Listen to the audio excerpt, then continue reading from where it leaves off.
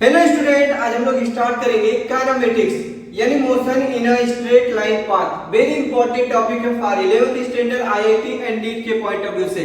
आज के लेक्चर में मैं डिस्कस करूंगा what is position, distance, displacement, speed and velocity क्या होती है। तो आप लोग भी पेन एंड पेपर निकाल लीजिए और मेरे साथ नोट करते रहिए बेटा, क्योंकि नोट बहुत इंपॉर्टेंट है एग्जाम टाइम में आपके। तो हेडिंग लिखेंगे काइनेमेटिक्स। क्या लिखोगे बेटा? काइनेमेटिक्स। काइनेमेटिक्स। अब बात आ रही what is kinematics. Kinematics basically combination of two words, combination of two words kine plus matics. Kine का मतलब क्या होता है बेटा? मोशन एंड मेटिक्स मतलब होता है मास। तो combination of two words kine and matics. तो काइन मींस क्या होता है बेटा? मोशन। तो मोशन लिख लेंगे एंड मेटिक्स का मतलब होता है मैथ्स। अगर हमें मोशन समझना अच्छे से इनको फील करना तो मुझे बेसिक मैथ आना चाहिए, एलिमेंट्री मैथ आना चाहिए, जो कि ऑलरेडी मैं आपको सिखा चुका हूं बेटा। अब ये आ रही कि व्हाट इज काइनेमेटिक्स। काइनेमेटिक्स का डेफिनेशन एक्चुअली में क्या होता है? The study of a motion of an object is called kinematics.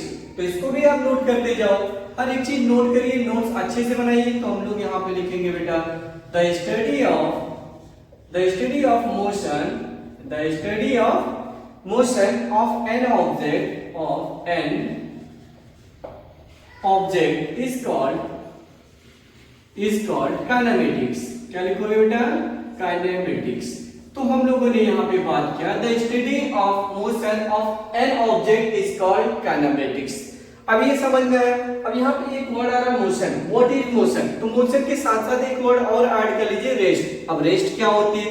तो अगला हेडिंग आप लिखोगे या पॉइंट लिख लोगे, rest and motion. Rest and motion. तो अगला हेडिंग हम लोग लिखेंगे, नेक्स्ट हेडिंग क्या लिखेंगे बेटा? Rest and motion. मैं यहाँ पे कलर चेंज कर दे रहा हूं, तो यहाँ पे आप लिखोगे rest and motion. Rest and motion. तो यहाँ पे समझिएगा रेस्ट एंड मोशन। रेस्ट का मतलब क्या होता है? अगर किसी भी ऑब्जेक्ट का पोजीशन टाइम के साथ नहीं चेंज हो रहा, तुम लोग बोलते हो रेस्ट में है। अब टाइम के साथ साथ एक और चीज आ जा रही, ऑब्जर्वर। ऑब्जर्वर के साथ अगर नहीं चेंज हो रही, तुम लोग बोलते हो ऑब्जेक्ट कैसा? रेस्ट में है। अगर हम इस मार्कर की बात करें, ये मार्कर को मैंने कहीं पे रख दिया, सपोज दैट मैं यहाँ पे ऐसे फंसा के रख दिया, रख के चला गया, फिर कल आया लेक्चर लेने तो मार्कर मुझे यहीं पे मिला, तो कैसा ना होगा? मार्कर रेस्ट में रहा होगा। आपको पता है कि अगर मैंने ऑब्जेक्ट को यहाँ पे रखा, कोई इसको छेड़खानी नहीं किया, इसको जगह चेंज नहीं किया, तो ऑब्जेक्ट अपनी जगह पे ही रहेगा। तो इसी को हम लोग क्या बोलते हैं? रेस्ट। तो रेस्ट का डेफिनेशन क्या लिखा आपने? The position of object does not change with respect to time and observer. Observer के साथ नहीं चेंज हो रहा, तो लोग बोलते हैं ऑब्जेक्ट क्या? रेस्ट में। समझा ना? Yes.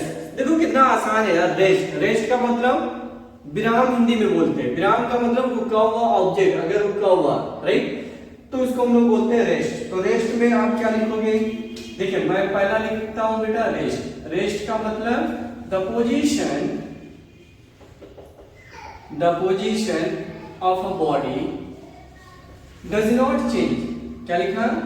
Does not change with respect to time, with respect to time and observer। and क्या लिखेंगे बेटा? ऑब्जर्वर। अगर ऑब्जर्वर और टाइम के साथ ऑब्जेक्ट की पोजीशन नहीं चेंज हो रही, तो हम लोग क्या बोलेंगे? ऑब्जेक्ट स्टेशनरी है, यानी रेस्ट की कंडीशन में है। जैसे सपोज दैट यहाँ पे मैंने मान लिया कोई बंदा है। क्या है? ये कोई बंदा, ये कैसा है? मान लीजिए खड़ा है। तो आप बोलोगे ये ऐसे खड़ा है, तो आज भी ऐसे खड़ा रहेगा, कल भी खड़ा रहेगा, तो उसको हम लोग बोलते तो वो रेस्ट में है।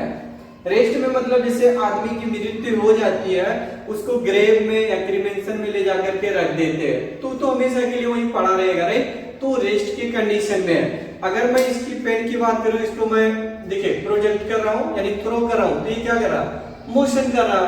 तो मोशन का मतलब उसका कंटिन्यू पोजीशन चेंज होगा, तो उसको हम लोग बोलते हैं मोशन। अगर वो रेस्ट में है तो हम लोग क्या बोलेंगे? रेस्ट बोलेंगे। क्लियर है?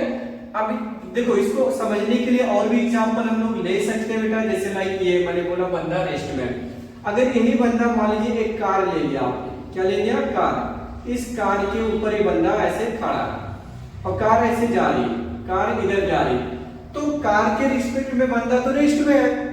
कैसा है? बंदा तो अपनी जगह पे रुका हुआ, कार सिर्फ आगे जा रही, तो बंदा तो रेस्ट में है, राइट। अब ये सोचिए कि कार भी किसी चीज में रखा हुआ, कार किसी चीज में रखा हुआ मतलब मान लीजिए कोई कंटेनर है, इस कंटेनर में कार को आपने रखा हुआ, कार देखिए कार को मान लीजिए रेस्ट में, ये कंटेनर शिफ्ट डाल दिया, राइट। तो कंटेनर के रिस्पेक्ट में क्या, कार रेस्ट में, कार के रिस्पेक्ट में बंदा क्या, रेस्ट में। तो बंदा की हम उससे बात करें तो बंदा तो रेस्ट में ही है, हमेशा रेस्ट में ही बना रहा, क्योंकि उसका पोजीशन चेंज नहीं हो रहा। तो पोजीशन चेंज नहीं होता तो उसी को हम लोग क्या बोलते हैं, रेस्ट बोलते हैं। क्लियर है। अब ये देखो, ये ट्राला है या ट्रक है, जो भी है, ये किस में होगा, सरफेस के कांटेक्ट में होगा। सरफेस मतलब रोड के कांटेक्ट में होगा, और रोड किस पे बनी होती है, पृथ्वी पे है यानी अर्थ पे है। तो देखो ये अगर अर्थ हम मान ले रहे हैं, ये कहां पे बेटा, ये अर्थ पे है, कौन, truck.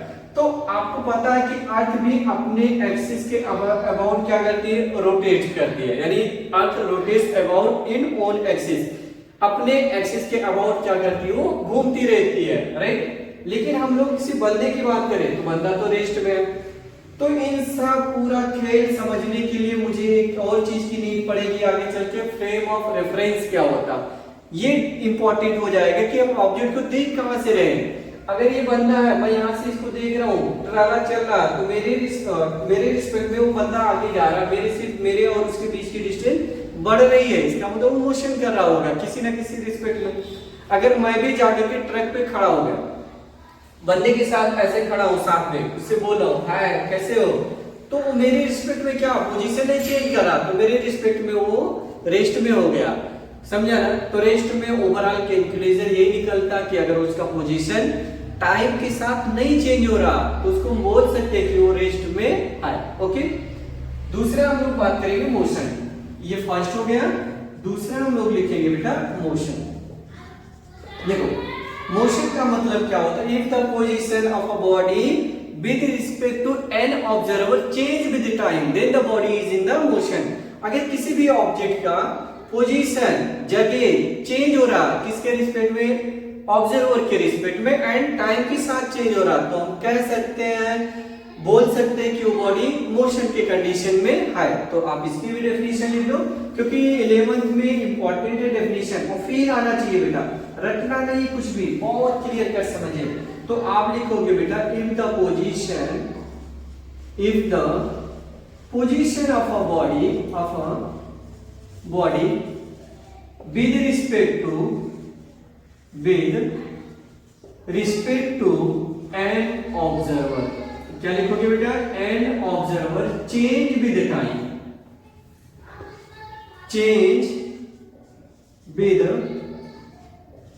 then the body is in the motion, देखो ये सटीक डेफिनेशन मैंने यहाँ पे लिखा, इसमें कोई गलती नहीं हो सकती, पूरा जो रिक्वायर्ड एलिमेंट होते थे सारे एलिमेंट को मैंने यूज कर लिया बेटा। इफ द पोजीशन का मतलब जगह, प्लेस, उसकी जो पोजीशन चेंज होगी किसके रिस्पेक्ट में, with respect to an observer. अब ऑब्जर्वर क्या होता है, ऑब्जर्वर मैं भी हो सकता हूँ, आप भी हो सकते हो, या कोई थर्ड बंदा भी हो सकता। तो अगर किसी भी ऑब्जेक्ट का पोजीशन चेंज हो रहा with respect to person with time then the body is in the motion. जैसे सपोज करिए कोई बंदा यहाँ पे खड़ा है, क्या मान लीजिए रन कर रहा है, दौड़ रहा है, ऐसे दौड़ते जा रहा है, आप यहाँ पे खड़े हो, तो आपके रिस्पेक्ट में इनिशियली ऑब्जेक्ट यहाँ पे था, जब टाइम t इक्वल टू 0 था तो बंदा कहाँ पे था बेटा, ए पे था।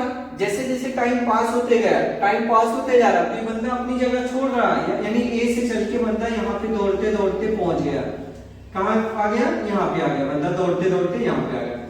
अब ये बताओ, ये बंदा जब यहाँ पे आया तो ये अपने हेड को यानी मुंडी को घुमाना पड़ रहा है कि नहीं। जैसे सपोज दैट मैंने आपको उधर देखा, आप चले गए उधर, तो मैं अपने मुंडी को क्या कर रहा हूँ, घुमा रहा हूँ। तो मुंडी घुमाना इन द सेंस का मतलब वो बंदा मोशन कर रहा होगा, क्योंकि आपके रिस्पेक्ट में उसकी पोजीशन चेंज हो रही है। तो अगर पोजीशन चेंज हो रही है तो हम बोलते हैं कि ऑब्जेक्ट क्या कर रही है, मोशन कर रही है।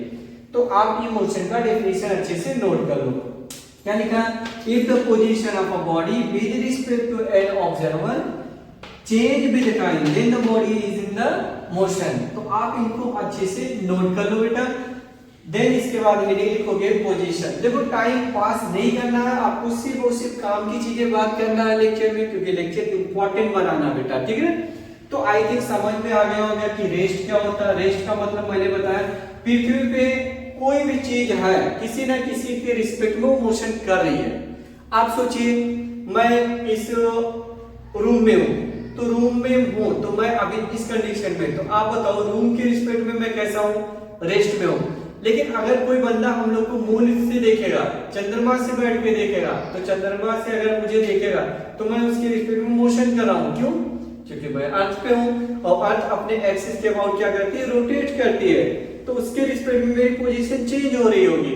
दुनिया में कोई भी जो अर्थ पे है, ट्री है, बिल्डिंग है, प्लेनेट मतलब ये क्या बोलते हैं, बिल्डिंग हो गया, टावर हो गया, जितनी सारी चीजें हैं सब किसी ना किसी के रिस्पेक्ट में क्या कर रही है, मोशन कर रही है। क्लियर है? तो बहुत सारी चीजें कंफ्यूजन आ रही है, समझा? रेस्ट का मतलब अगर आप किसी के रिस्पेक्ट में देख रहे हैं तो उसको आप रेस्ट बोल दो। अगर उसकी पोजीशन नहीं चेंज हो रही, पोजीशन चेंज हो रही तो आप बोल दो मोशन कर रही है। तो इतना आप नोट कर लो अच्छे से। अगला हेडिंग लिखोगे पोजीशन। क्या लिखोगे बेटा? पोजीशन। अब बात आ रही है पोजीशन, व्हाट इज पोजीशन। देखिएगा, इसको रफ कर लो अच्छे से, आप भी नोट कर लो, अपने नोट्स को एक बार रिवाइज कर लो अच्छे से। देन अगला हेडिंग लिखोगे बेटा पोजीशन। क्या लिखेंगे? पोजीशन। देखो पोजीशन, पोजीशन का मतलब क्या होता है फिजिक्स में? लोकेशन। लोकेशन का मतलब क्या होता है? एड्रेस। तो किसी भी ऑब्जेक्ट का पोजीशन शो करने के लिए मुझे कार्टेशियन प्लेन की नीड पड़ेगी। विदाउट कार्टेशियन प्लेन आप उसकी पोजीशन नहीं बता सकती कि वो है कहां पे एक्चुअल में, समझा ना? तो सबसे पहले हम लोग क्या बात करेंगे? पोजीशन। तो पोजीशन क्या होता है? सबसे पहले हम लोगों ने क्या किया, एक कार्टेशियन प्लेन बनाया। कार्टेशियन प्लेन को आप बेसिकली क्या बोल सकते हो? एक्स एक्सिस, एंड इसे क्या बोलते हो बेटा? Y axis. और ये मान लीजिए ओरिजिन है। क्या है बेटा? ओरिजिन। अब कोई ऑब्जेक्ट इन स्पेस में लाई कर रहा, स्पेस में कोई पॉइंट है पी पे लाई कर रहा, मान लीजिए ये पी पॉइंट है, पी पे लाई कर रहा, इसके कोऑर्डिनेट है बेटा x, y। मान लीजिए इसके कोऑर्डिनेट कितना है? x, y। तो हम एग्जैक्ट इसकी पोजीशन बता सकते हैं कि ऑब्जेक्ट एक्चुअल में कहां है, x, y पे है, उसकी लोकेशन। जैसे आपका कॉलोनी का नाम, यानी आपका एड्रेस पता करना, तो आपका एड्रेस पता करने का आपकी सोसाइटी का नाम, बिल्डिंग का नाम, कॉलोनी का नाम पता होना चाहिए, तो हम आपके एग्जैक्ट पोजीशन पे आ सकते हैं। तो वही चीज फिजिक्स में होता है। पोजीशन मतलब क्या होता है? एड्रेस। तो एड्रेस को डिफाइन करने के लिए मुझे नीड पड़ता है बेटा एक्सिस के, यानी Cartesian plane X and Y axis. तो ये इसकी पोजीशन कहलाएगी। पी की पोजीशन क्या होगी बेटा? X, Y. जैसे कोई ऑब्जेक्ट है, अब पोजीशन कहीं भी हो सकता है, आपका यहाँ भी हो सकता है, यहाँ भी हो सकता है, यहाँ भी, किसी भी कोऑर्डिनेट्स में हो सकता है उसकी पोजीशन। क्लियर है? अब पोजीशन क्लियर होने के बाद मुझे नीड पड़ जाता है डायरेक्शन, वो किधर है। जैसे आपने बोला वो बंदा मेरे से 200 मीटर डिस्टेंस पे खड़ा है, तो कोई पूछेगा किधर है वो, पूछते ना। जैसे आप कोई चोरी करके गया, आप उसे बता रहे हो ऑनेस्टली कि वो बंदा चोरी करके 200 मीटर दूर से कॉल किया मुझे। अब आपसे पूछेगा कि किधर है, तो वहां नीड पड़ेगी उसकी पोजीशन की डायरेक्शन, तो उसको हम लोग बोलते हैं पोजीशन वेक्टर। क्या बोलते हैं बेटा? Position vector. तो पोजीशन का मतलब समझ में आ गया, लोकेशन। आप इसको लिख लो अगर लिखना है। पोजीशन मतलब होता है लोकेशन, एड्रेस होता है। क्लियर है? तो दूसरा हेडिंग हम लोग इसी में बात करेंगे, पोजीशन वेक्टर। क्या लिखेंगे बेटा? Position vector. ये देखो पोजीशन, क्या लिख रहा हूं? Position vector. तो पोजीशन वेक्टर क्या होता है? अगर मैं ओरिजिन से इस पॉइंट को अगर मैं ज्वाइंट करता हूं, ये ऐसा और ये एरो बना दिया, ये देखो ये ऐसा बना, तो this is called position vector. क्या बोलते हैं बेटा? Position vector. जैसे इस मार्कर को ले लो, इसको बोलते हैं टेल और इसको बोलते हैं क्या बेटा? हेड। इसको हेड बोला जाता है, इसको टेल बोलते हैं। इसकी जो लेंथ होती है इसको बोलते हैं लेंथ या मैग्नीट्यूड बोलते हैं, ठीक है ना? तो इसका पोजीशन वेक्टर। अब इसका पोजीशन वेक्टर कैसे लिखोगे? r vector is equal to x है, अलोंग x एक्सिस है, तो उसके लिए यूनिट वेक्टर i लिखा जाएगा, i कैप। तो इसका पोजीशन वेक्टर लिखोगे x i cap and y j cap. This is position vector of p। p का पोजीशन वेक्टर हमें मिल गया। अब मान लीजिए कोई ऑब्जेक्ट है q, उसके कोऑर्डिनेट है 3, 2। अब बताओ इसका पोजीशन क्या लिखोगे? r vector is equal to 3i cap and 2j cap. तो इसका ये पोजीशन पता चल जाएगा। क्या मालूम होगा? इसका लोकेशन यानी पोजीशन पता चल जाएगा। डायरेक्शन आप बता रहे हो कि वो वहां पे है, ठीक है ना। अगर हम इनका मॉड ले लें, क्या ले लें बेटा? मॉड मतलब मैग्नीट्यूड। अगर इनका हम मैग्नीट्यूड लेंगे r वेक्टर पे, क्या लगाया? मॉड। अब मॉड आई थिंक सबको आता होगा यार, कॉमन चीज है। मॉड लेने का मतलब एब्सोल्यूट वैल्यू। एब्सोल्यूट वैल्यू का मतलब अंडर रूट आई के कोफिशिएंट का स्क्वायर और प्लस जे के कोफिशिएंट का स्क्वायर। तो इसका हम लोग क्या ले लेंगे? Mod X square plus Y square. तो ये चीज आप नोट कर लो अच्छे से। पोजीशन आई थिंक सबको समझ में आ गया कि पोजीशन वेक्टर क्या होता है। यही होता है पोजीशन वेक्टर। उसका जो r वेक्टर होता है this is called position vector. Clear है? जिसको हम लोग बोलते हैं बेटा स्थिति सदिश। अब दूसरा हेडिंग इसमें लिखेंगे distance and displacement. Distance and displacement. Distance and displacement. तो डिस्टेंस एंड डिस्प्लेसमेंट में पहला हेडिंग क्या लिखोगे? डिस्टेंस। क्या लिखेंगे बेटा? डिस्टेंस। तो डिस्टेंस तो समझना कितना आसान है। देखो डिस्टेंस का मतलब जैसे लाइक आप गूगल पे सर्च करते होंगे मुंबई टू दिल्ली डिस्टेंस, तो मुंबई और दिल्ली के बीच का मैप पे जब डिस्टेंस आप सर्च करते हो, मान लो ये आपका मैप है, ये देखिए, ये मान लीजिए ये आपका मैप है। ये कहां पे है आपका? मुंबई। और दूसरा आपका दिखा रहा है बेटा ये आपका दिल्ली का लोकेशन है। ये कहां का? दिल्ली का। तो इसका रूट आपका ऐसे ऐसे दिखा रहा है, ये ऐसे ऐसे दिखा रहा है दिल्ली जाने का। ये क्या है? दिल्ली। तो दिल्ली के रूट जाने के लिए आपको ये एक्चुअल ये पाथ को अगर फॉलो करते जा रहे हो, एक्चुअल डिस्टेंस पाथ को फॉलो करें, तो उसी को हम लोग बोलते हैं डिस्टेंस। एक्चुअल पाथ लें जो वाकई में उसकी जो एक्चुअल में रियल का पाथ है उसी को हम लोग बोलते हैं डिस्टेंस। क्या गूगल पे कभी दिखाया ऐसा शॉर्टकट दिखाया? अब शॉर्टकट जाने में बहुत सारी प्रॉब्लम हो सकती है। बीच में खाई हो, समुद्र आ गई हो, सी आ गया, नदी आ गया हो, बहुत सारी चीजें। तो आप बताओ क्या उसको फाल के चले जाओगे? जैसे रील्स में बहुत सारी चीजें दिखाया जाता है, वो मैप पे सर्च करता बंदा, वो जाकर के तालाब में कूद जाता मैप को फॉलो करते करते। ऐसा भी घटना हो चुकी है। वो मैप कभी कभी रॉन्ग बता देता है, किसी अदर कंट्री में जाना था, दूसरी कंट्री में पहुंच गए। तो एक्चुअल में मेरा यहाँ पे ये मोटिव है कि अगर आप प्रोटेक्टर लेकर के एक एक सेंटीमीटर को आप कट करते जाओ। क्या करते जाओ? कट करते जाओ। और इन टोटल को ऐड कर लो। मान लीजिए इसको छोटे छोटे n पार्ट्स में डिवाइड किया n टाइम्स, तो इसका लेंथ कितना हो गया? n मीटर या n सेंटीमीटर हो गया। इसको बोलते हैं डिस्टेंस। एक एक सेंटीमीटर कट करते जाओ, पाथ को फॉलो करते जाइए, ऐसे कट करते जाइए, सबको ऐड कर लीजिए तो आपको क्या मिल जाएगा? डिस्टेंस। तो डिस्टेंस एक्चुअल में क्या हो गया? Actual path length covered by an object is called distance. Actual path length. Okay, तो यहां पे आप लिखोगे actual path length. Actual path length covered by an object is called distance. Is called distance. तो देखो यहां पे हम लोगों ने क्या लिखा? Actual path length travel by a body या ऑब्जेक्ट भी बोल सकते हैं, इज कॉल्ड डिस्टेंस। जो उसके वाकई में डिस्टेंस है, एक्चुअल पाथ है, उसी को हम लोग क्या बोलते हैं? डिस्टेंस। अब एक मीनिंग यहां से ये समझ में आ रहा है कि जो डिस्टेंस होता है डिपेंड्स ऑन पाथ, यानी डिस्टेंस फॉलोड बाय पाथ। वो डिस्टेंस जो होती है पाथ को क्या करती है? फॉलो करती है। वो पूछता है यार मुझे रास्ता खाली बता दो, रास्ता अगर बता दोगे तो मैं आपको मेजर कर लूंगा। जैसे आपसे कोई कॉमन चीज पूछा कि मान लीजिए मुंबई से दिल्ली की बीच की डिस्टेंस क्या है, डिस्टेंस ही नहीं पूछा, क्या खाली आपको रूट बताना है कि आपको ऐसे जाना, आगरा हो करके ऐसे ऐसे जाना, मान लीजिए एग्जैक्ट लोकेशन आपको, तो आप उनको क्या करें? प्रोटेक्टर लेके मापते जाइए, एक एक सेंटीमीटर का कट करते चले जाए, आपको एक्चुअल में क्या मिल जाएगा? उसकी पाथ लेंथ मिल जाएगी। तो डिस्टेंस एक्चुअल में डिपेंड्स ऑन पाथ। क्लियर है? ओके। अब डिस्प्लेसमेंट पे पूरा चर्चा हम लोग करने जा रहे हैं। किस पे बात करेंगे बेटा? डिस्प्लेसमेंट पे। समझा ना? तो देखो डिस्प्लेसमेंट क्या होता है, ध्यान से सुना। ये यहाँ पे आपने हेडिंग लिखा डिस्प्लेसमेंट। क्या लिखा आपने? डिस्प्लेसमेंट। अब देखो बहुत सारे टीचर आपको क्या रटा देते हैं कि डिस्टेंस एक्चुअल क्या होता है? चेंज। किसका चेंज? पोजीशन का।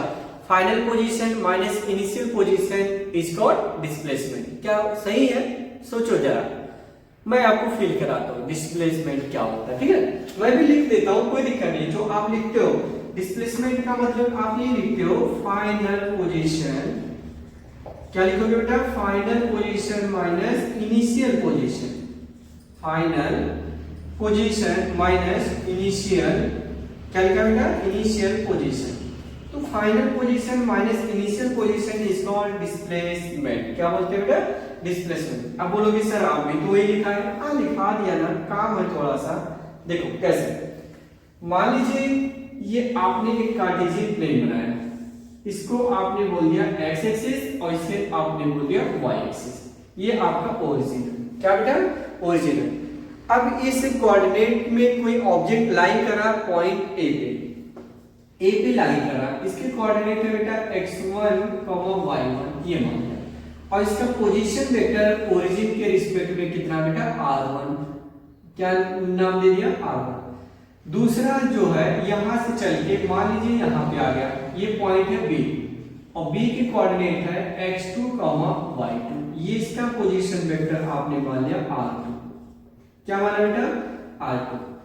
देखो position vector of a with respect to o r1, position vector of b with respect to o r2 मैंने मान लिया ऐसा, राइट। अब नोटिस करिए, ध्यान दीजिए आप, डिस्प्लेसमेंट एक्चुअल में क्या होगा? तो डिस्प्लेसमेंट आप बोलोगे सर ये जो गैप होती है इसी को डिस्प्लेसमेंट बोलते हैं। शॉर्टेज पाथ ये हो गया final position minus initial position is called displacement.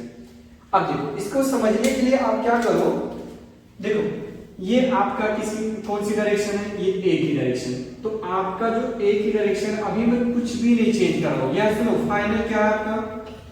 Final ये है। तो देखो फाइनल ये आपका कुछ ऐसा लिख रहा है, this is r2 vector.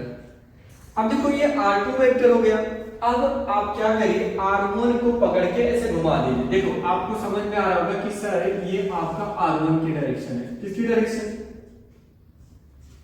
r1 की।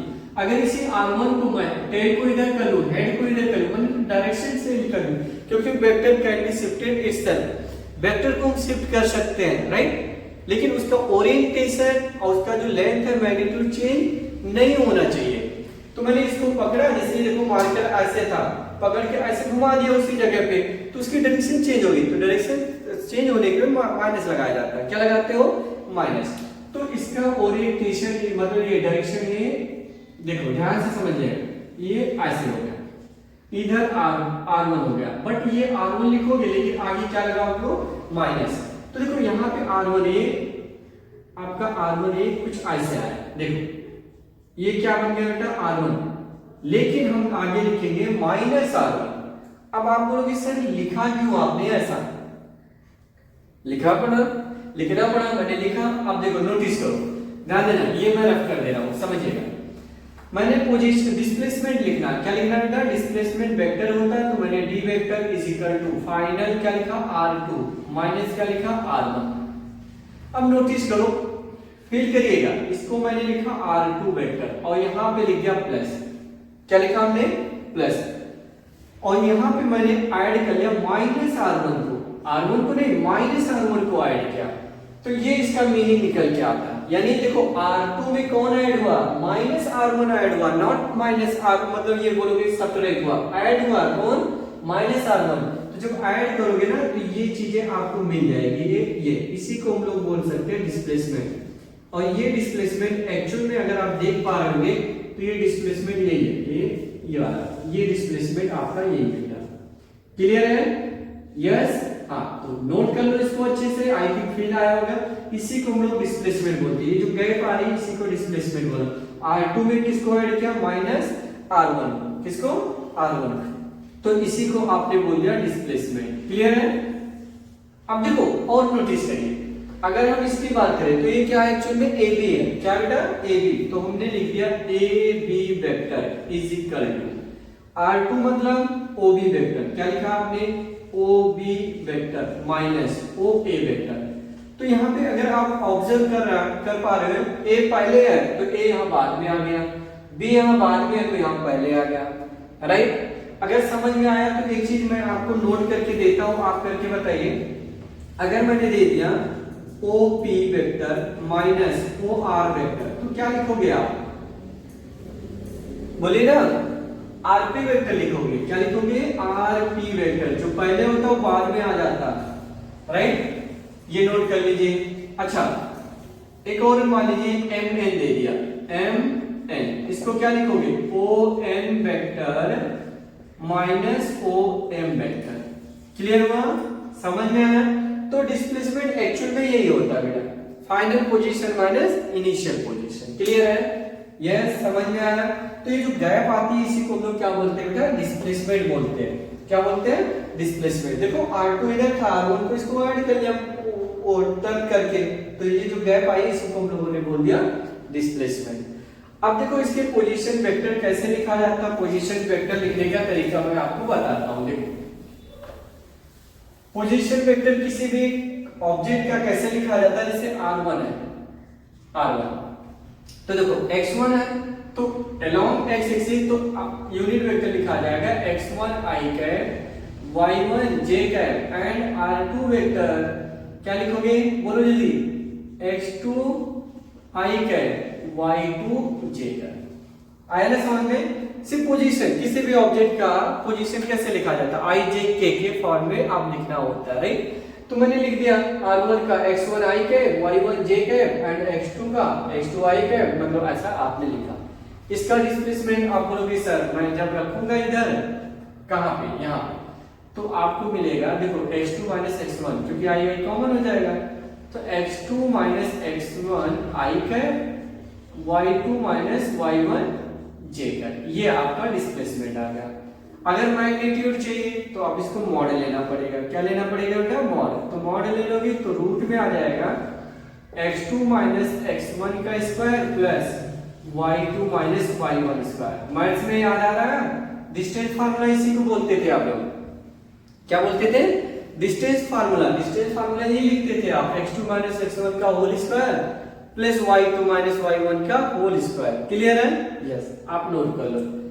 अब हम लोग इसमें कुछ सम की बात करते हैं, या इसकी कुछ प्रॉपर्टीज की बात कर लेता हूं।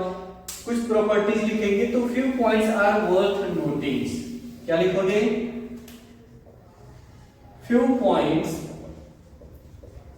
Are worth noting. अब देखो, few points are worth noting का मतलब, वर्थ का मतलब क्या होता है? वैल्यू। वैल्यू मतलब कीमत होती है। किसी भी वर्ड के आगे अगर आपका वर्थ आता है तो उसके साथ ing आता है, ये इंग्लिश वाले टीचर आपको बताते हैं, वर्थ नोटिंग। तो इसकी वैल्यू है, कुछ पॉइंट नोट करने योग्य है। योग्य मतलब नोट करना कंपलसरी, इंपॉर्टेंट है।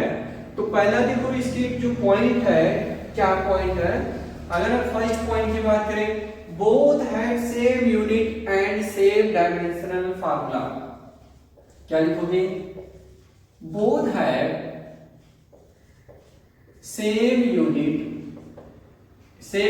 लाइक मीटर मान लीजिए, same unit metre and same dimensional formula. क्या लिखा आपने? Dimensional formula. डायमेंशनल फार्मूला क्या लिखते हो आप? n। क्या लिखते हैं बेटा? n। तो अगर इसका यूनिट मान लीजिए किलोमीटर है, मीटर है, सेंटीमीटर, तो जो डिस्टेंस का होगा वही डिस्प्लेसमेंट का होगा। और डायमेंशन फार्मूला ऑलवेज क्या लिखोगे? l। तो मैंने पहला पॉइंट यही लिखा, both have same unit and same dimensional formula.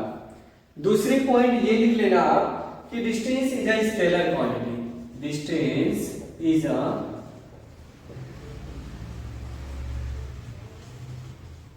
distance is a scalar quantity while displacement is a vector quantity. While displacement is a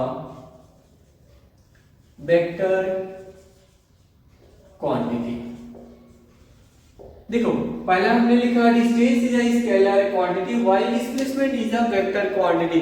अब कुछ बच्चे ये बोलेंगे सर स्केलर और वेक्टर क्या होता है? तो आगे भी सिखाऊंगा वेक्टर एनालिसिस में, बट उससे पहले मैं सिखा चुका हूं। स्टार्टिंग में मैंने वेक्टर, स्केलर क्या होता है, टेंसर क्वांटिटी क्या होता है, वो ऑलरेडी मैं आपको सिखा चुका हूं। तो अगर नहीं सीखा तो वीडियो जाकर के देख लीजिए। वेक्टर मतलब बेसिक यूनिट एंड मेजरमेंट में मैं सिखाया हूं, राइट?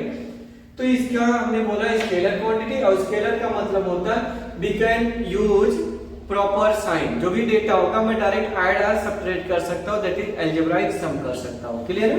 ओके। थर्ड पॉइंट क्या लिखेंगे? Distance always positive. Distance is always positive. While displacement may be या कैन भी लिख सकते हो, ऐसा कोई नीड नहीं है। मे बी क्या चीज? पॉजिटिव। और क्या लिखोगे सर? Negative and zero. कुछ भी हो सकता है यार डिस्प्लेसमेंट। चलते चलते आप सुबह निकलो ड्यूटी पे, ड्यूटी या कॉलेज स्कूल कहीं जा रहे हो, आप रात को घर ही आना है, कुछ भी हो जाए। या तो आप लड़के जा रहे हो तो आज नहीं तो 2 दिन 4 दिन 1 साल बाद तो आना ही आना है ना। तो नेट डिस्प्लेसमेंट क्या हो? पूरी दुनिया भ्रमण किया, पूरा दुनिया घूमा, लेकिन आना तो अंत में घर में ही आना है। तो नेट डिस्प्लेसमेंट क्या हो गया?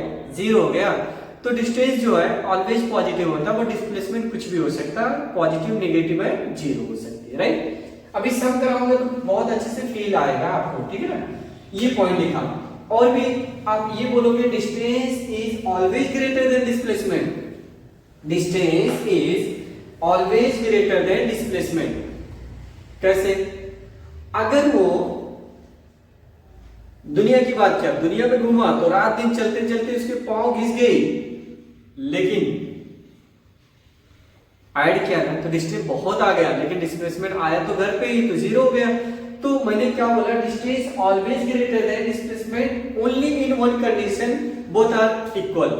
अगर वो सीधा चल रहा होगा, स्ट्रेट लाइन पाथ पे चल रहा होगा, तो उस कंडीशन में उसकी डिस्टेंस और डिस्प्लेसमेंट दोनों सेम होगी।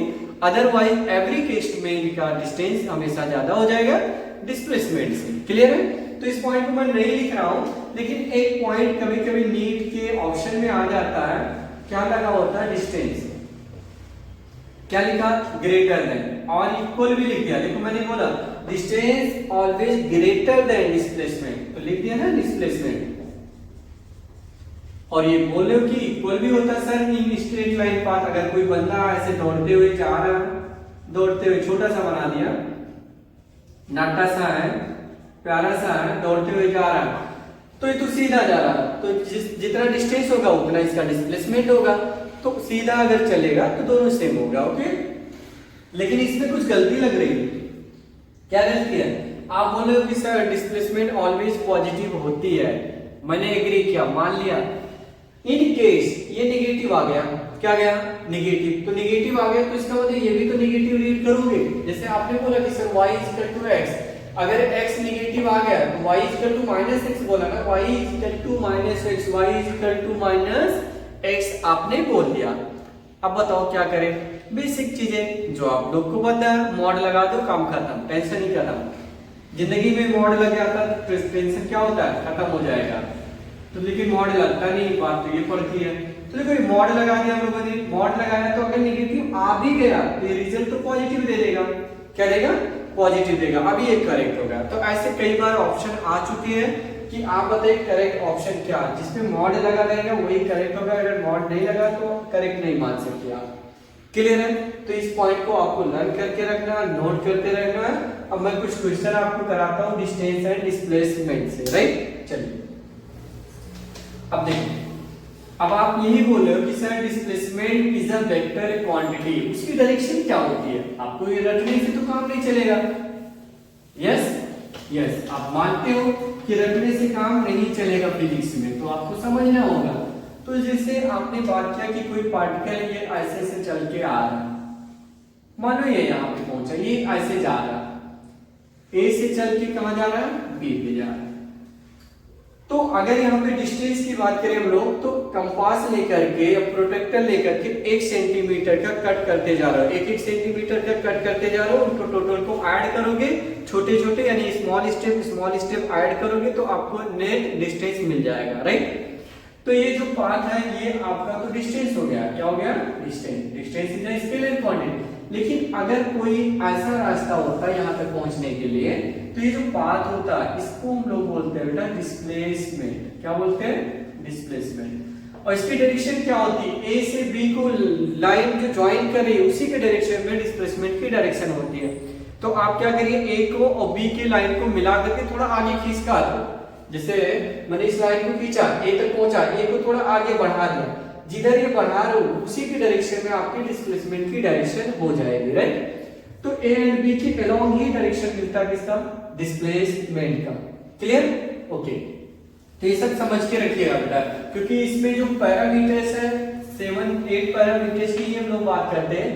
एक तो पोजीशन की बात करते हैं, distance, displacement, speed, velocity, acceleration, relative motion, और छोटे मोटे कुछ और चीजें ऐड कर लेते हैं हम लोग, river board condition, right, rain की कंडीशन, ऐसे कुछ एडिशनल ऐड करते हैं। तो 6-7 पैरामीटर्स हैं जो पूरी फिजिक्स में चलते रहते हैं, बच्चों को समझ में नहीं आता कि वेलोसिटी कब लगाएंगे हम लोग, एक्सेलरेशन कब लगाएंगे, यही सारी चीजें आपको समझना होगा। तो फिर पूरी फिजिक्स में एंजॉय करोगे एक लीडर बनके, समझा ना। तो आइए हम लोग कुछ क्वेश्चन करते हैं, जब समझ गए होंगे।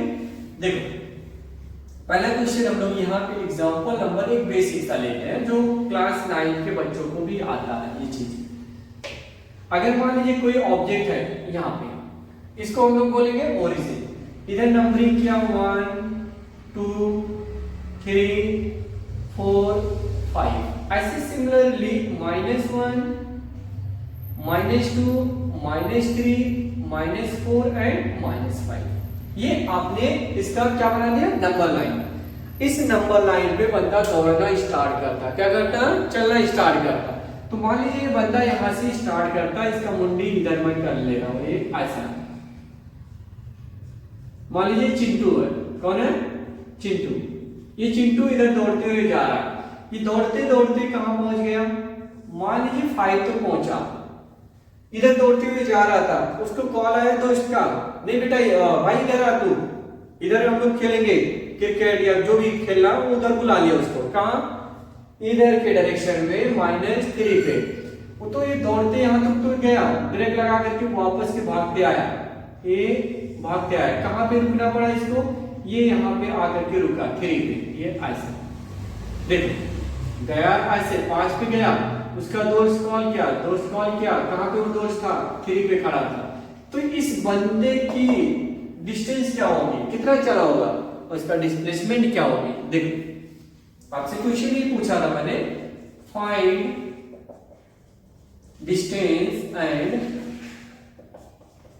Displacement, find distance and displacement. तो डिस्टेंस की अगर हम लोग बात करें, आपको मैं समझा चुका हूं, डिस्टेंस का मतलब होता है एक्चुअल पाथ लेंथ।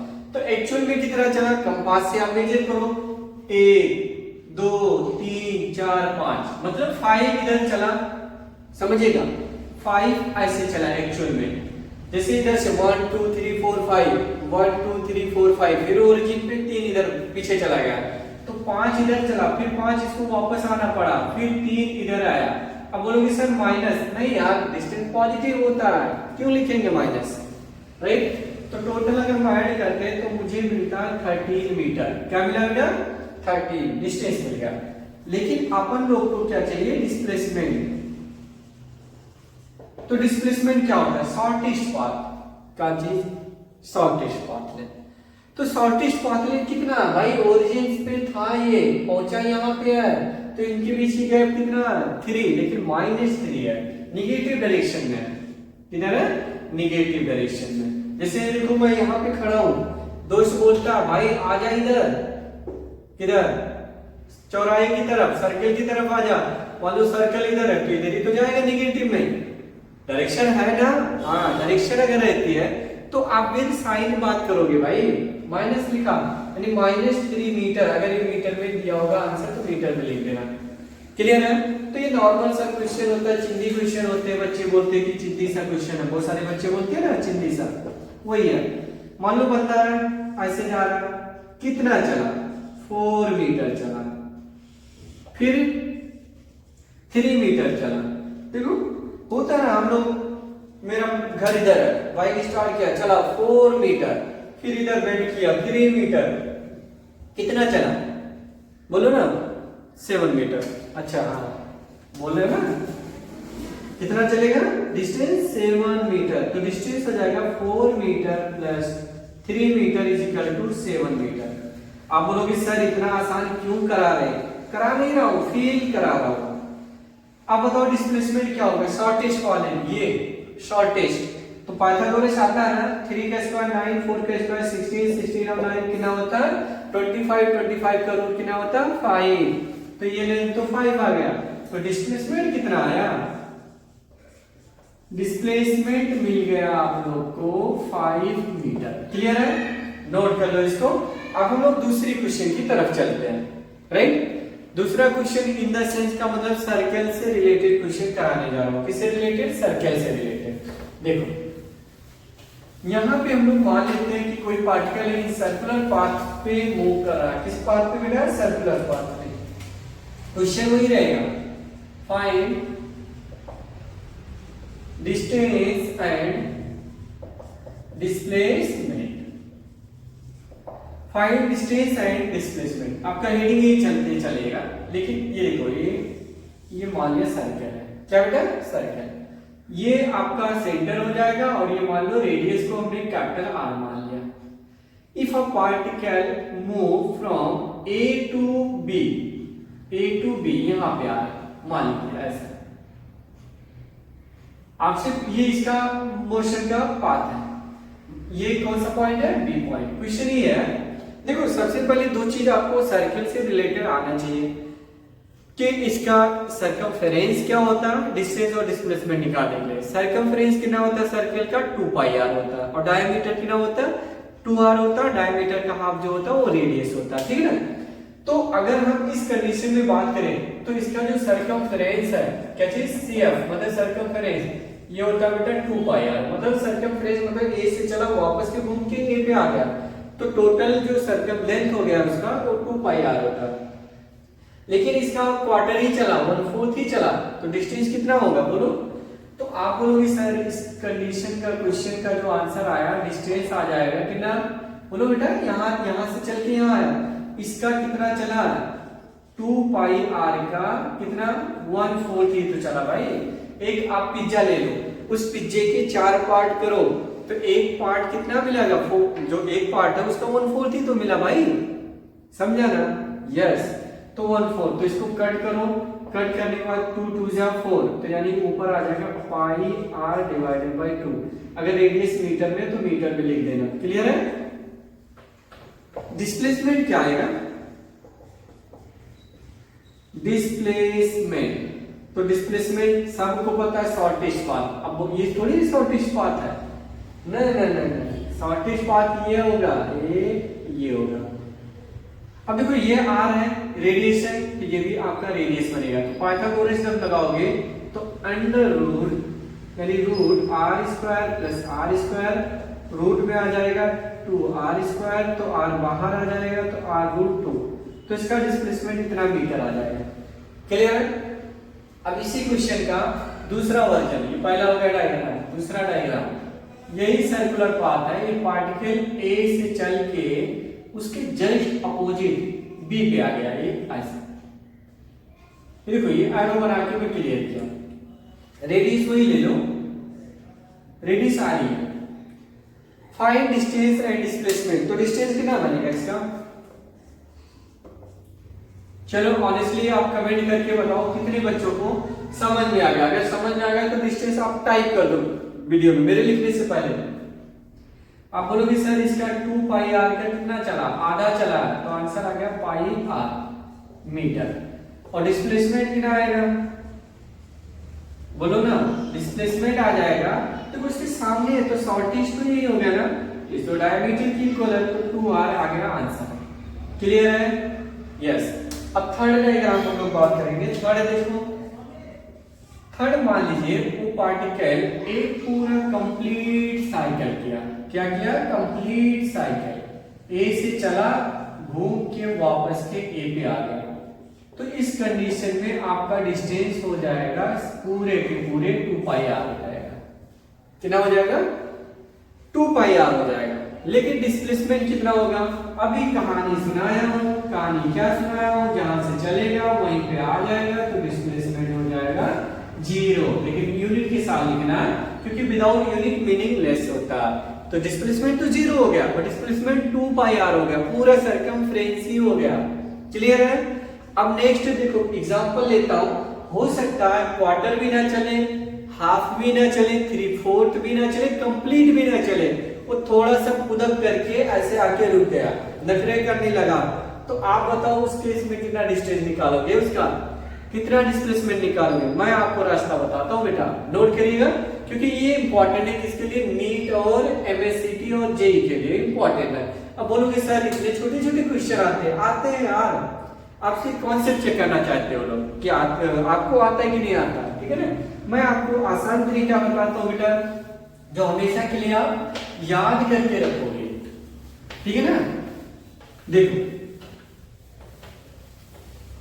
आपने मान लिया कि सर ये आपका सर्कल है, क्या बेटा, सर्कल, ये आपका रेडियस है, ये पार्टिकल ए से स्टार्ट करता और ये आकर के बी पे रुकता है, यहाँ पे एंगल कितना बनाता, थीटा।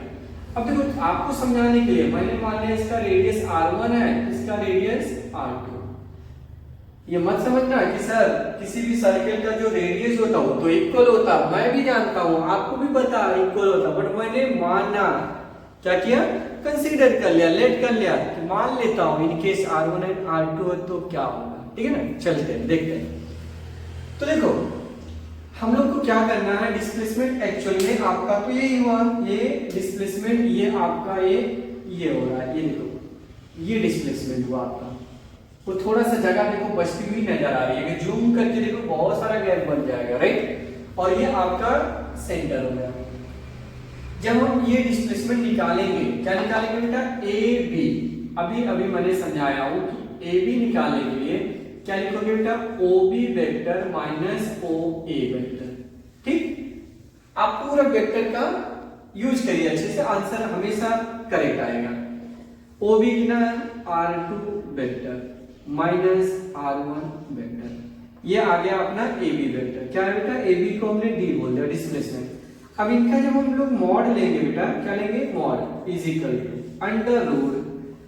अब आपको पता है जो डिफरेंस ऑफ टू वेक्टर होता है, रिजल्टेंट ऑफ टू वेक्टर हम लोग लिखते हैं A vector minus B vector, तो उनका मॉड लेते हैं तो under root A square plus B square minus 2ab cos theta लिखते हैं, क्या लिखते हैं बेटा, ए स्क्वायर, तो इसके जगह पे आप लिखोगे r2 square plus r1 square minus 2r1 r2 into cos theta. ये बेसिक फार्मूला होता है जब मॉड लिया जाता है, ठीक है ना। अब आप ये बोलो कि सर r1 और r2 जो है वो इक्वल है, किसको मान लिया, r के इक्वल, तो यहाँ पे जब आप पुट करोगे r2 की जगह पे r, इसकी जगह पे r, तो ये आपस में हो गया 2r का स्क्वायर माइनस 2 r1 r2 का है तो स्क्वायर कर लिया r square into cos theta. ये समझे ना, क्योंकि r1 की जगह पे भी r रखा और r2 की जगह पे r इनटू r स्क्वायर, ये लिख रहे, ठीक है ना। अब देखो यहाँ पे आपने क्या किया, अंडर रूट के अंदर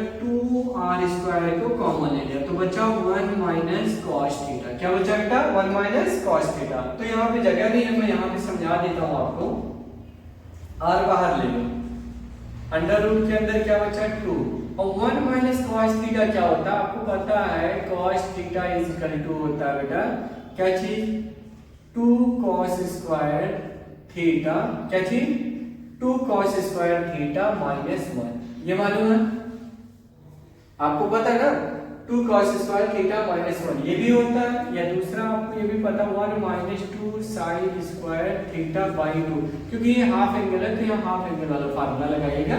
तो यहाँ पे कौन सा लगाऊं, वहां पे नोटिस करो आप लोग, ये वाला लगेगा ना, क्योंकि देखो इसको जब इधर लाओगे वो उधर जाएगा तो माइनस हो जाएगा, तो आपका यहाँ ब्रैकेट के अंदर क्या बचने जा रहा है वो ध्यान देना आपको, ठीक है ना। तो यहाँ से अगर हम लोग बात करें इस वाले फार्मूले से, तो 1 minus cos theta is equal to आ रहा 2 sin स्क्वायर थीटा बाई 2, तो यहाँ पे आप लिख लो 2 sin स्क्वायर थीटा बाई 2, 2 2 जा 4, 4 का रूट हो गया 2, तो 2r sin थीटा बाई 2, ये डिस्प्लेसमेंट का फार्मूला है, आपको याद रखना है, यही आपका फार्मूला, किसी भी एंगल पे दे दे, 90 दे दे, 180 दे दे, 2 पाई दे दे, यानी 360 दे दे, आंसर हमेशा करेक्ट देगा आंसर। देखते हैं, देखो मान लीजिए कोई ऑब्जेक्ट है, इस सर्कुलर पाथ पे घूम रहा, यहाँ से चलना स्टार्ट किया, ये यहाँ पे आके रुक गया और इसका ये सेंटर है। ये कितना एंगल बनाया, मान लेता हूँ 120।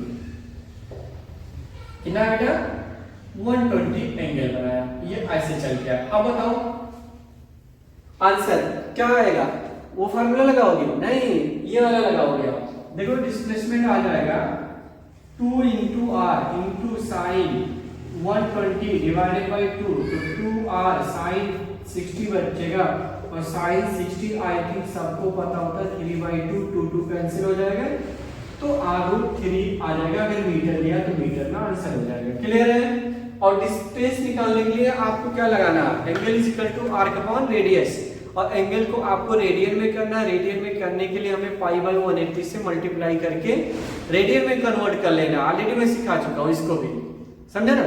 देखो मेरा ये टारगेट है कि जितने बेसिक से लेकर के एडवांस लेवल तक की सारी चीजें स्टार्टिंग से सिखाते चले जाओ। तो मैं उधर unit measurement, error, dimensional analysis, screw gauge, vernier calliper सब के कॉन्सेप्ट मैं सिखा चुका हूं। तो मेरा अब जो न्यू टर्न आया ये मोशन आ गया। मोशन मतलब काइनेमेटिक्स, ये पूरा सीरीज चलता चलेगा। आपको 8 से 10 लेक्चर लग जाएंगे इसको सिखाने में। देन इसके बाद हम लोग स्टार्ट करेंगे न्यू चैप्टर, जो भी आएगा वेक्टर एनालिसिस वो सिखाऊंगा बेटा। तो मैं 11th का पूरा और 12th का A to Z डिटेल जे तक के मैं सब पॉइंट ऐड करने वाला हूँ बेटा। तो आप लोग अपने फ्रेंड के साथ ज्यादा से ज्यादा शेयर करिए ताकि वो लोग भी अच्छे से पढ़ाई कर सके बेटा, ठीक है ना। मैं आपको सब कुछ सिखाऊंगा। अगर आपको कुछ नीड है एक्स्ट्रा सीखने का तो आप विदाउट हेजिटेशन आप कमेंट करिए, 100% उसका वीडियो नेक्स्ट डे अपलोड होके आपको मिल जाएगा आपके सामने, ठीक है ना। तो नोटिफिकेशन पाने के लिए आपको तो सब्सक्राइब करना पड़ेगा, ठीक है ना। नोट कर लो इसको। अब देखो आगे ना समझ में, अब किसी भी एंगल पे देगा तो आप तो नोट ही कर दोगे किसी भी एंगल पे। अब चेक करना है फार्मूला, क्वार्टर जाएगा तो 90 हो गया, क्वार्टर मतलब 90 हो गया, π/2 और 45 होगा, 45 कितना होता 1/√2, तो 2 कैंसिल करेगा तो r√2 बचेगा, जो कि ऑलरेडी आपको पता था, ठीक है ना। क्लियर। अब एक और एग्जांपल लेता हूं जो आई थिंक आपको पता होगा, ये मेंस में मिला हुआ था क्वेश्चन। क्या क्वेश्चन था, एक व्हील था, इसका जो रेडियस है कितना बेटा, कैपिटल R है। ये पॉइंट है इसका, मान लीजिए ए पॉइंट है, ये अपने एक्सिस पे रोटेट करना। क्या करना, रोटेट करना, मतलब एक्सिस क्या ऐसे से रोटेट करना। तो इसका जब ये पॉइंट यहां पहुंचेगा तो कितना आगे चला जाएगा, तो मैं मान लेता हूं ये यहां पे आए। अब देखो जब ये रोटेट करके आएगा, ध्यान से सुनना, बहुत फील करना, ये ऐसे था, ये ए पॉइंट है, ये बी पॉइंट। तो जब ये रोटेट करेगा तो ये यहाँ आया ना, ये थोड़ा आगे चला, तो जब ये आगे चला तो यहाँ और इनके बीच की डिस्टेंस कितना बनेगा, πr। और ये पॉइंट चल के देखो ये कहाँ चला गया, ये यहाँ आ गया और ये चल के ऊपर आ गया, मतलब यहाँ P पहुंच गया, ये P पॉइंट है, पॉइंट ऑफ कांटेक्ट। तो इसका ये डिस्टेंस डायमीटर हो गया, डायमीटर कितना लिख दो 2r। तो मेरा क्वेश्चन फाइंड डिस्प्लेसमेंट, तो डिस्प्लेसमेंट तो यही आ रहा, शॉर्टेस्ट पाथ है, यही है ना। देखो डिस्प्लेसमेंट ये मिल गया हम लोग को, तो ये कैसे निकालोगे, ये डिस्टेंस मतलब डिस्प्लेसमेंट √πr का स्क्वायर और प्लस 2r का स्क्वायर, जो आएगा यही करेक्ट आंसर। r स्क्वायर मतलब r बाहर हो जाएगा, रूट में बचेगा πr स्क्वायर प्लस 4 मीटर, ये डिस्प्लेसमेंट आ जाएगा। क्लियर है। तो देखो बेटा इस आज के वीडियो में हमने सिर्फ यही आपको सिखाया कि डिस्टेंस, डिस्प्लेसमेंट क्या होता है, इनके सब कैसे किए जाते हैं। नेक्स्ट लेक्चर में मैं आपको सिखाऊंगा स्पीड क्या होती है, वेलोसिटी क्या होती है, एक्सेलरेशन, 3 चीजें मैं नेक्स्ट लेक्चर में आपको सिखाऊंगा। देन उसके बाद हम लोग बात करेंगे कि रिलेटिव मोशन क्या होता है, फिर उसके बाद इक्वेशन आपको सिखाऊंगा कि कैसे डिराइव की जाती है, राइट। तो एक क्वेश्चन इसमें भी आता है कि नॉर्थ जैसे डायरेक्शन होता है, आपको सबको पता होता है, ये नॉर्थ होता है, ये ईस्ट होता है, ये क्या होता है बेटा, बोलो। नॉर्थ के साथ कौन होता है, बोलो साउथ, साउथ के साथ भी कौन आ गया, मतलब ईस्ट के साथ वेस्ट। जो न्यूज आप लोग पढ़ते हो न्यूज वही है। तो इसमें एक क्वेश्चन ऐसे बोलते हैं पार्टिकल 20 मीटर नॉर्थ मूव करेगा, इधर करेगा उधर, तो फाइनली आपको डिस्टेंस ऑफ डिस्प्लेसमेंट निकालना आ ही जाएगा, क्योंकि आईडी करते जाना है। तो चलिए मिलते हैं नेक्स्ट वीडियो में, बाय बाय, पढ़ाई करते